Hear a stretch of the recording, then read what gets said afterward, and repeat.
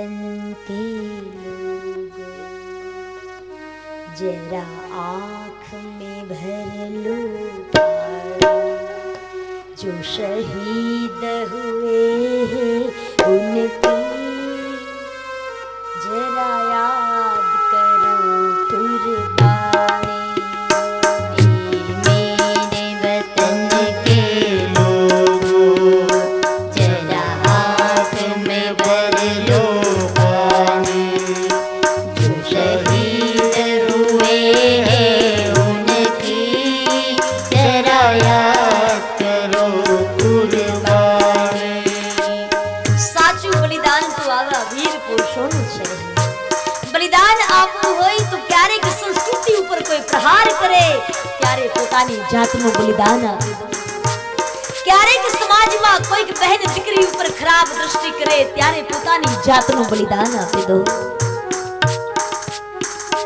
અને આ જગતમાં એવા જેને બલિદાનો આપ્યા છે એના જ નામ આ જગતમાં અમર છે।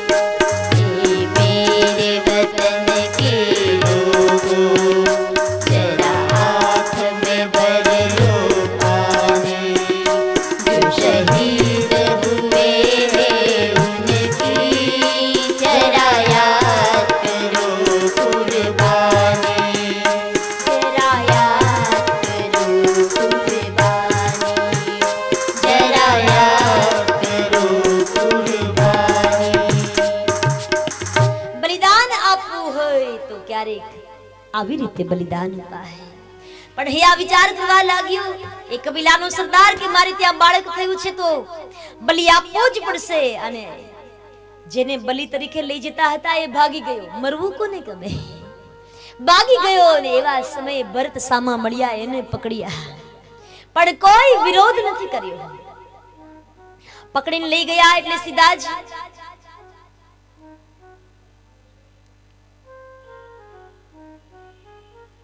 भगवती दुर्गा ना मंदिरे लई गया खूब खवડાવ્યું આવું લખ્યું છે ભાગવતમાં ભરતને ખૂબ ખવડાવ્યું સ્નાન કરાવ્યું સુગંધિત દ્રવ્યોથી સ્નાન કરાવ્યું સુગંધિત દ્રવ્યો છાંટ્યા પછી મોટા મોટા હાર પહેરાવ્યા ઢોલ નગારા શરણાઈઓ વાગવા લાગી બલિ ચડવાનું હોય ને ત્યારે આવું જ થાય ખ્યાલ આવે છે ગમે ત્યાં બલિ ચડવાના થાય ને આપણે એટલે માનવાનું કે ઢોલ નગારા વાગવા લાગે બહુ બધા પ્રશંસા કરવા લાગે ઘણા બધા હાર પહેરાવે આ બધા આપણે બધા સરખા જ છીએ ખબર પડે કે આ બલિ ચડવાનું છે હવે બસ ગયા કામથી બહુ કોઈ હાર પહેરાવે ને તો બહુ ખુશ ન થવું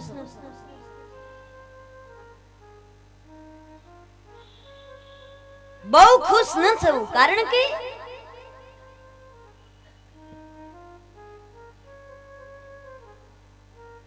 બલિ ચડવાનો થાય ત્યારે ઢોલ નગારા વાગે અબીલ ગુલાલ ઉડે આવું બધું થાય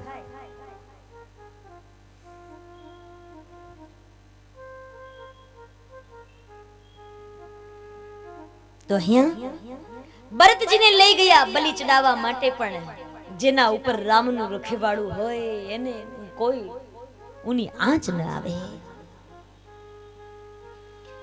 संत भरत मां भगवती दुर्गा सामे प्रगट थई गई ने પછી તો જે મારાઓ ચડાવવા જતા હતા ખુદ એના હાથ કપાયા મસ્તક કપાયા ભરતજી મહારાજ ત્યાંથી નીકળી ગયા ધીરે ધીરે ધીરે જંગલમાં ગયા અને એવા સમયે રાજા રહુગણ જે પૂર્વનું હરણ હતો એ જ આજ રહુગણ બન્યો છે. એ રાજા રહુગણ જ્ઞાન લેવા જતો હતો પણ પાલખીમાં બેસીને જતો હતો. જો જ્ઞાન લેવું છે ને પાછું અહંકારની પાલખીમાં બેઠો છે.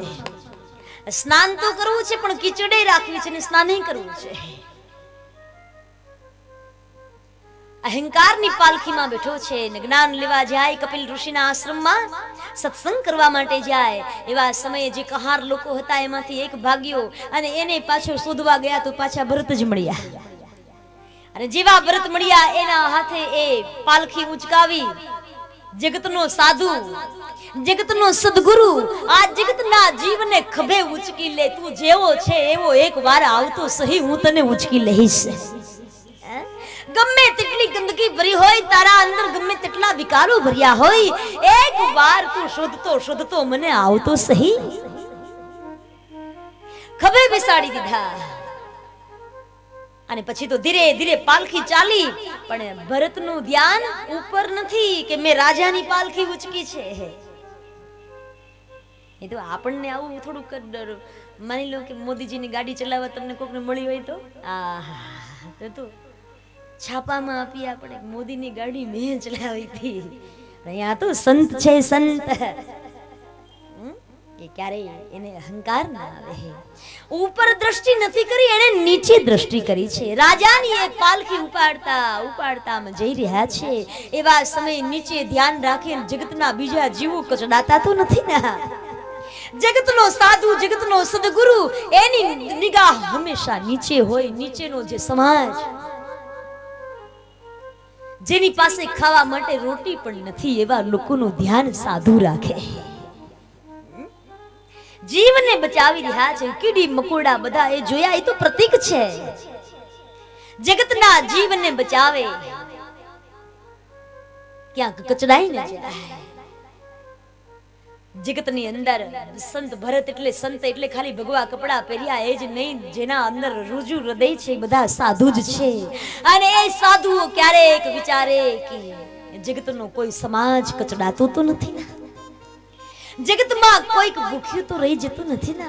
મેં ગઈકાલે પણ કહ્યું હતું કે ક્યારેક ક્યારેક આપણે જમી લીધું એટલે એમ નહીં માનો કે બધાએ જમી લીધું છે. ક્યારેક ગરીબોના કુવામાં જઈને જુઓ તો ખબર પડે કે એક ટંકની સૂકી રોટલી એ ખાવા મળતી નથી એને. પણ આ સમાજનો નિયમ તો જુઓ. અમે ભણતા ત્યારે કાવ્ય આવતું,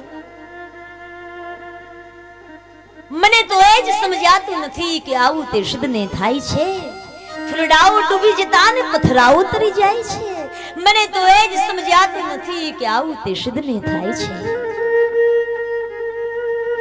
કામધેનુ ને મળે ના એક સુકુ તણખલું અને લીલા છમ ખેતરો બધા આંખલાઓ ચરી જાય છે. મને તો એ જ સમજાતું નથી કે આવું તે સિદ્ધને થાય છે. ગરીબોના કુબામાં એક તેલ ટીપું દોહલું છે. ગરીબોના કુબામાં એક તેલ ટીપું દોહલું ને અમીરોની કબર ઉપર ઘીના દીવા થાય છે. મને તો એ જ સમજાતું નથી કે આવું તે સિદ્ધને થાય છે. ક્યારેક એ ઝૂંપડપટ્ટીમાં જઈને જોઈએ તો ખબર પડે. ગરીબ ને ગરીબ નથી કહ્યો, આપણે ત્યાં નારાયણ કહ્યો છે. દરિદ્ર નારાયણ. મંદિરમાં તો બહુ 56 ભોગ લગાવ્યા, પણ ક્યારેક ગરીબોના ઝૂંપડામાં જઈને નાના નાના બાલકૃષ્ણ હોય એને જઈને ભોગ લગાવજો તો મારો વૃંદાવન વિહારી અંદરથી આશીર્વાદ આપી દેશે.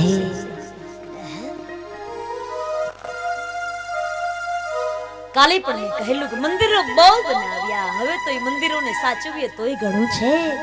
ગરીબોના દેહ રૂપી મંદિરો જીર્ણ શીર્ણ થઈ ગયા છે. ખાધા પીધા વગર એના પેટ આંતરડાઓ દેખાઈ રહ્યા છે. એને જઈને કંઈક ખવડાવો, એના માટે કંઈક કરો. ભાગવત તો બહુ સાંભળી, પણ હવે સાંભળ્યા પછી કંઈક આવું જીવનમાં ઉતારો. કોઈકને આપતા શીખો ને પોતાના જાતે આપો. આપના બાળકોના જન્મદિવસ હોય ત્યારે બાળકોને લઈને અનાથ આશ્રમોમાં જાઓ અને પોતાના બાળકના હાથે અનાથ આશ્રમના બાળકોને કંઈક ખવડાવો, એને કંઈક વસ્તુઓ પાવો. નારાયણભાઈ ના દીકરાના લગ્ન હતા શાહીબાગ, અને એને મને પૂછ્યું તું, દીદી બધાથી કંઈક મારે જુદું જ કરવું હોય તો હું શું કરું? આમ લોકો નોંધ લે એવું મારે કરવું હોય તો શું કરવું? ત્યારે હું એક જ શબ્દ બોલેલી, ભાઈ મારા વિચારો તો કંઈક જુદા પ્રકારના છે, તમે માનશો તો? બોલે દીદી તમે જે કહ્યું મારે કરવું છે. ત્યારે એટલું જ હું બોલેલી કે તમારા દીકરાના લગ્ન છે ને? તો કહે હા. રિસેપ્શન રાખવાનું છે? તો કહે હા. તો રિસેપ્શનમાં તમારા સગા સંબંધીઓને તો બધાને તેડાવજો, પણ ખાસ વૃદ્ધાશ્રમના વૃદ્ધોને તેડાવજો. એ દાદા દાદીઓને તમારા બાળકોના હાથે એને સાડીઓ, એને કપડાઓ પાડો, એને જમવાનું કરો. એ જો આશીર્વાદ આપી દેશે ના તો એ બાળકો જિંદગી ભર ખુશખુશાલ રહેશે.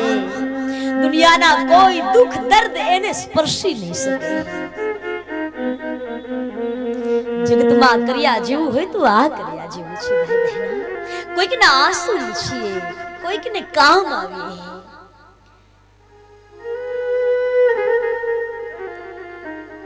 રોજ રોજ અહીંયા એલાઉન્સર ભાઈઓ બોલે છે ને કે છેલ્લા 8 વર્ષથી અમરેલી સિવિલ હોસ્પિટલમાં ત્યાં અમે કાટલું આપીએ છીએ પ્રસૂતાઓ નહીં. કાટલું એટલે ગુંદ. અને ક્યારેક ક્યારેક તો એવી કરુણાંતિકા સર્જાય જ્યારે હું આશ્રમમાં હાજર હોય, હું પોતે ત્યાં જાઉં છું. તમારા ઘરોની અંદર ક્યારેક કોક આવીને મને એમ કહે ને કે દીદી અમારે ત્યાં પધરામણી કરશો? આપણે કહીએ કેમ આવું પૂછો છો? તો કહે અમારે ત્યાં દીકરીને અથવા તો દીકરાની વહુને હજુ તો મહિનો અથવા તો 15 દિવસ થયા છે, નાના બાળકનો જન્મ થયો છે, અમારા ઘરે આપ આવશો? તો હું એને ઘસીને ના પાડી દઉં કે ના નહીં આવું. પણ ઈ મેટર્નિટી હોમ પ્રસૂતાઓનો જે વોર્ડ છે અમરેલીની અંદર, ત્યાં હું જાતે જ આવું છું. નાના નાના બાળકોને મારા જાતે રમાડું છું. ત્યાં મને કોઈ અપવિત્રતા મને નથી લાગતી.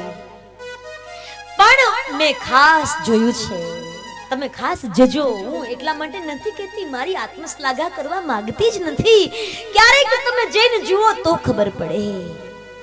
ઈ આમ ઓડ છે, ઈ ઓડ આમ આખો યુ આકારમાં એક પછી એક બહેનો દીકરીઓને એ ફૂડ પેકેટ, એ સુખડી, એ ટોપરા, આ બધી વસ્તુઓ જ્યારે આપીને આવતા હોય ને, 1 2 5 10 એમ કરતા કરતા જ્યારે એમ બહાર નીકળીએ, જેવા બહાર નીકળી એટલે જે પહેલા બેડ ઉપર જે દીકરી છે એ આવીને એમ કહે, દીદી તમે જે મને આ સાડીઓ આપી ને એ મને નહીં જોઈએ, રોકડા પૈસા આપ્યા ને એ પણ મને નહીં જોઈએ, મને હજુ એક ગુંદનું પેકેટ આપો ને, મને એક સુખડીનું પેકેટ આપો ને, હજુ મને બહુ ભૂખ લાગી છે.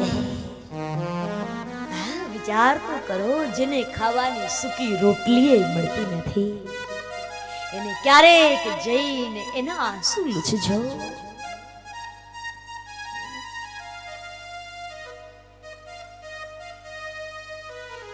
ક્યારેક જઈને એને પાસે બેસીને એને મુખ આપજો. લોકો મને ઘણી વખત પૂછે, કોઈના ઘરે પધરામણીમાં જઈએ ને એટલે એમ કહે કે દીદી અમારે ત્યાં પ્રસાદ લેવા આવો, એટલે એને ખબર ન હોય, બધી તૈયારી કરી રાખે. અને પછી જ્યારે આપણે એમ કહીએ કે મને ખાલી ફ્રૂટ આપો, ને પછી ક્યારેક કોક મને પૂછે કે દીદી આપ છેલ્લા 14 વર્ષથી જે ખાલી ફ્રૂટ કે મોરિયો કે સામો ખાલી લઈ રહ્યા છો, તો આપને ક્યારેય એમ થતું નથી કે કંઈક લાડુ કે દાળ ભાત કે શાક કે રોટલી એવું ક્યારેક હું ખાઉં? આના અંદર મારું કોઈ તપ નથી, મારું કોઈ અનુષ્ઠાન નથી કે આટલા વર્ષ સુધી ન ખાવું. ના, એના અંદર પણ એક આવી કરુણ કહાની જ છુપાયેલી છે. આજથી 13 વર્ષ પહેલા જ્યારે અમરેલી સિવિલ હોસ્પિટલમાંથી હું બહાર નીકળતી હતી, આજ પણ દર્દીઓ પ્રત્યે મને બહુ પ્રેમ છે. એનું એક કારણ છે, મારા ગુરુજીની ઈચ્છા હતી કે મને ડોક્ટર બનાવે. આઈ એમ સાયન્સ સ્ટુડન્ટ. મારા ગુરુજીના મનમાં એક એવો ભાવ હતો, પણ હજુ દર્દીઓ પ્રત્યે તો એટલી જ લાગણી. અને એમાં જ્યારે હું બહાર નીકળી રહી છું, દર્દીઓને ફૂડ પેકેટો આપીને ગ્લુકોઝ ડી, કોઈકને ગ્લુકોઝ બિસ્કિટ, સફરજન, મોસંબી ને એમાં